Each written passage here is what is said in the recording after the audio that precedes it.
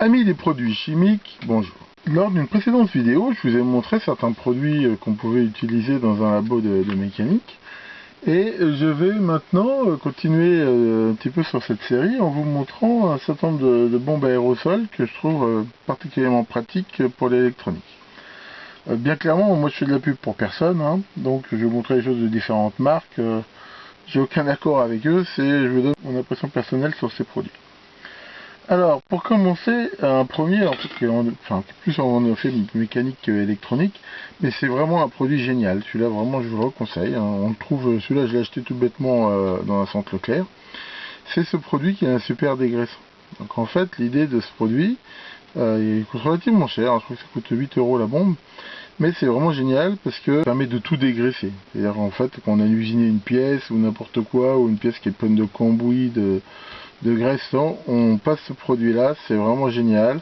Derrière, je veux dire, il est complètement sans aucune trace de graisse. Donc, vraiment celui-là, je vous dans le même genre, on a déjà parlé, mais il existe aussi en bombe, hein, le Transil, hein, un produit qui a un inconvénient, avoir une odeur un peu forte, mais qui est vraiment génial, hein, ça dégrippe tout, ça protège de la rouille, enfin c'est un produit qui est très bien. Donc celui-là, j'ai acheté dans une solderie, mais c'est pas mal, c'est un lubrifiant au PTFE, qui en fait fait une sorte de couche lubrifiante pour tout ce qui est chaîne, câble ou transmission. Donc ça fait. Alors maintenant on va attaquer des produits plus spécifiques électroniques. Donc là alors j'ai différents types de bombes contact. Bon j'ai celle-là hein, qui est très connue, on va dire générale, marche très bien. J'ai celui-là qui est spécifique pour les contacts secs, contenant des oxydants.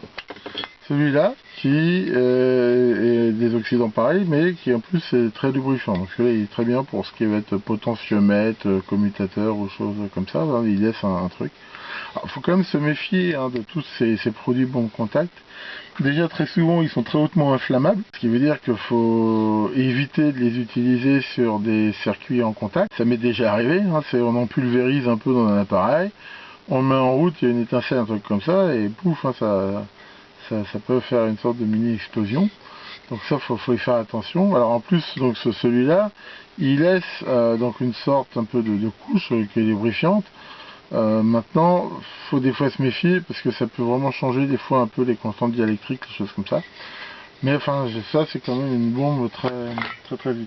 Même genre, on a celle-là hein, qui est spéciale pour tout ce qui va être micro-contact. Donc là, j'en ai souvent quand je fais des commandes dans certains magasins ou par internet, j'en profite pour profiter du port de prendre ça. Ça, j'ai trouvé aussi dans une solderie qui avait plein de produits comme ça, mais c'est pareil, c'est un truc peut-être moins spécifique électronique, mais marche très bien. Celui-là, produit KF, donc ça c'est un truc qui permet de nettoyer en fait les circuits imprimés, les choses comme ça. Donc ça marche plutôt bien.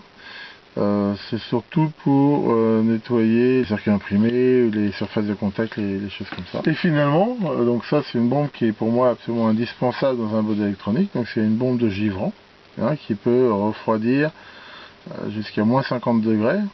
Alors ça va être très utile. Ça peut être utile par exemple pour chercher des pannes thermiques, éventuellement faire des soudures et protéger certains composants pour pas qu'ils chauffent trop. Pour les pannes thermiques c'est vraiment bien, hein. Quand on cherche des pannes comme ça intermittentes à chaud, on met un coup de bombe et comme c'est très précis, on peut le pulvériser, on peut même mettre ici un petit tube pour que ça soit précis.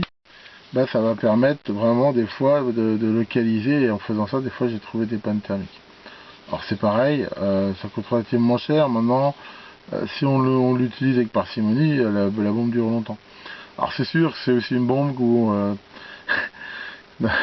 j'ai travaillé une fois dans une boîte où on en faisait une grosse consommation parce qu'on faisait beaucoup de conneries avec.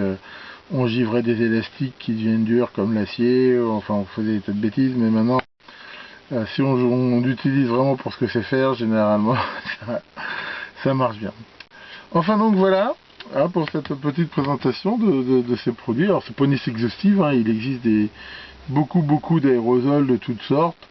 Mais vraiment ceux-là, c'est ceux que on va dire j'utilise quotidiennement et qui m'apportent vraiment satisfaction. Merci de votre attention et à bientôt pour de nouvelles vidéos.